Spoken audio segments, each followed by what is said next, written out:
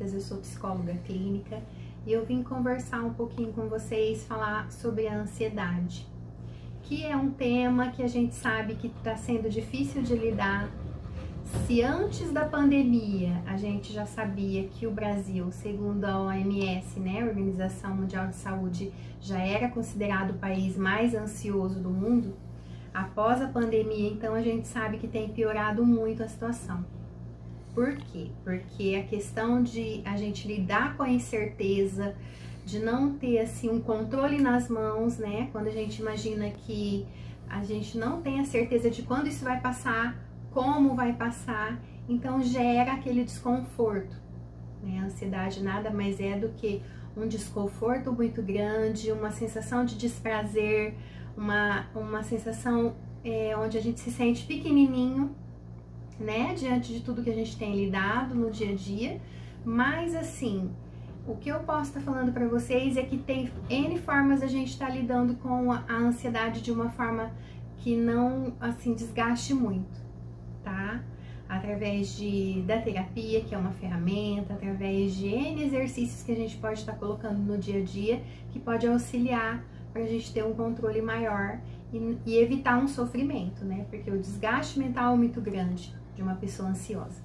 Então, assim, quando a gente começa a falar um pouquinho da ansiedade, às vezes as pessoas imaginam que uma mente ansiosa, né? Uma pessoa ansiosa é aquela pessoa que não para um minutinho de mexer as mãos, de mexer os pés, e na verdade não seria isso. A ansiedade é na mente que ela acontece.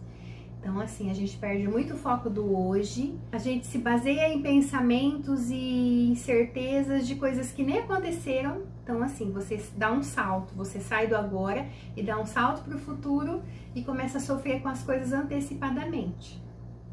Quando isso vai aumentando gradativamente a cada dia e a gente não consegue ter um controle, vai gerando dor, né? Vai gerando um sofrimento muito grande, um desgaste energético e mental muito grande. Então a gente precisa ter esse olhar de carinho, né? De atenção para a nossa saúde mental, né? Que é algo muito importante hoje em dia. E a gente sabe que sem a nossa saúde mental a gente não consegue ter saúde até física para poder lidar com os desafios mesmo. Como é que a gente identifica se você é uma pessoa ansiosa ou se de repente você é um traço da sua personalidade, você ser mais agitado, por exemplo? Então, assim, a mente de uma pessoa ansiosa, como é que funciona? É como se você tivesse na sua mente 10 TVs ligadas ao mesmo tempo, cada TV sintonizada num canal diferente, e você tenta focar numa prioridade que você precisa resolver naquele dia, isso quanto a trabalho, quanto a questões pessoais, tá? Não vem ao caso aqui a gente especificar. Eu só tô começando assim falar um pouquinho para vocês de uma forma mais simples, para vocês começarem a refletir para entender até que ponto é uma agitação e até que ponto já é um nível de ansiedade que precisa ser cuidado. Então, assim, a mente de uma pessoa ansiosa é como se aqui dentro da mente tivesse 10 TVs ligadas ao mesmo tempo, onde cada TV está sintonizada num canal diferente e você tenta focar porque você tem suas prioridades do dia a dia, né? Principalmente do teu dia, vamos falar assim, do agora, do momento presente. Mas você não consegue, é como se todas as TVs ficassem piscando ao mesmo tempo, então você não consegue focar no assunto principal, num trabalho que você precisa desenvolver no teu dia, que é específico. Então você fica assim com a cabeça, turbilhão de coisas, pensando ao mesmo tempo. Como que a pessoa vai conseguir ter foco quando acontece isso? É um dos principais sinais de ansiedade. Quando você não consegue colocar foco, você precisa identificar dentro das suas prioridades. É até interessante que você faça uma lista de prioridades, né? E siga essa lista. Quando você percebe que você começa muito as coisas e não termina, começa várias coisas e não consegue terminar no dia, na tua semana, já são sinais de ansiedade também.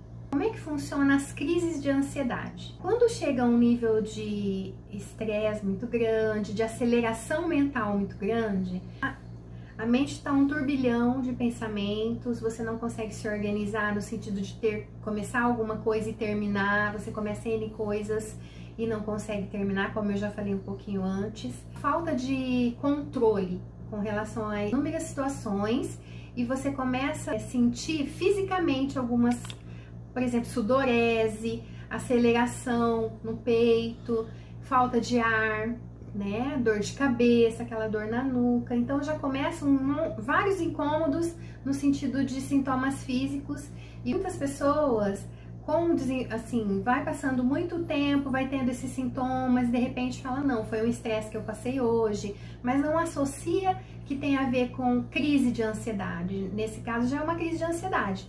E quando não cuidada, ela vai aumentando. Então, assim, eu passei um estresse, já me deu de novo aquela sudorese, aquela sensação de aceleração no peito, né, o coração, falta de ar. E isso vai, assim, aumentando a um nível que, se a gente não tomar cuidado, gera o quê? Crise de pânico. O que é diferente na crise de pânico é porque é uma crise de ansiedade gigante, onde você não consegue controlar os sintomas físicos, então somatiza no físico, todo aquele emocional que já tá sofrendo. E como é que a pessoa se sente? A pessoa se sente, além de tudo isso que eu tô falando pra vocês, a gente um medo gigante de tudo, né? Medo de sair de casa, medo de, às vezes, dirigir, né? Medo de estar em lugares cheios, né? Já começa a ter esse incômodo e é muito sofrível. Então, assim, a gente tem que estar com um olhar de carinho, né? Se autoavaliando, de repente até buscando ajuda para poder lidar, enquanto você já percebe que tá algo assim num nível bem menor. Porque quando vai aumentando isso, com o passar do tempo vai aumentando as crises de ansiedade, você vai gerando aquele sofrimento, você vai lidando sozinho. Tem momentos que a gente não consegue lidar sozinho, dependendo da intensidade da crise. A gente precisa até do auxílio de ferramentas como medicamentos. Então, assim, existem os níveis de ansiedade e a gente precisa ficar atento, porque tudo que a gente percebe no início já busca uma ajuda, então não precisa de repente chegar a um nível de sofrimento tão grande quanto é uma crise de pânico. Agora, assim, pra gente encerrar, porque o tema ansiedade é algo muito amplo, mas eu tentei, assim, passar para vocês de uma forma mais resumida o principal, tá bom? Mas aí vocês precisando de alguma ajuda, vocês podem estar me procurando. Eu tenho, assim, a minha abordagem, onde a gente põe o foco no agora, a gente consegue lidar com N ferramentas que podem auxiliar nessa fase difícil, né? A gente precisa ter esse olhar de autocuidado, a gente precisa ter esse carinho com a nossa saúde mental, né? Que é um bem tão precioso, tanto quanto a saúde física. E a gente sabe que quando não tá legal a parte da saúde mental, também somatiza no físico, né? Isso não é bom. Com relação a quando a gente diz assim, nossa, Flávia, mas a ansiedade só tem coisas ruins na ansiedade? Não, a gente sabe que a ansiedade, a gente precisa da ansiedade, todos nós precisamos da ansiedade para viver. De que forma isso? Né? Uma ansiedade dosada, uma ansiedade saudável, vamos dizer assim. Porque se a gente não tivesse um pouquinho de ansiedade, todos nós, a gente não se movia. Então a gente precisa da ansiedade para viver, desde que seja num nível saudável. Tudo que assim extrapola é como se fosse uma escadinha, onde a gente tem os níveis, né? Quando ela tá num nível muito alto, traz dor, traz sofrimento, traz desgaste, isso não é legal. Então a gente precisa dosar através das ferramentas, a psicoterapia tem ajudado muito nesse sentido, né? Tem outros tipos de ferramentas também que eu não vou estar citando aqui, mas se for o caso, né, de um nível de ansiedade muito alto, onde precisa também ajuda médica, não tem problema. Eu acho assim, às vezes as pessoas perguntam pra mim, né, eu não quero ficar dependente de medicamento, eu tenho medo disso. Quando a gente tem esse olhar de carinho e busca uma ajuda num momento que você percebe que ainda não tá tão grave, tudo tem uma forma mais fácil de lidar, né? De evitar um sofrimento maior. A gente pode estar usando das ferramentas para poder acolher, né? Não tem nada assim, às vezes as pessoas falam para mim, nossa, eu sou fraca para eu estar aqui buscando uma psicoterapia. Não, de forma alguma, você está sendo forte.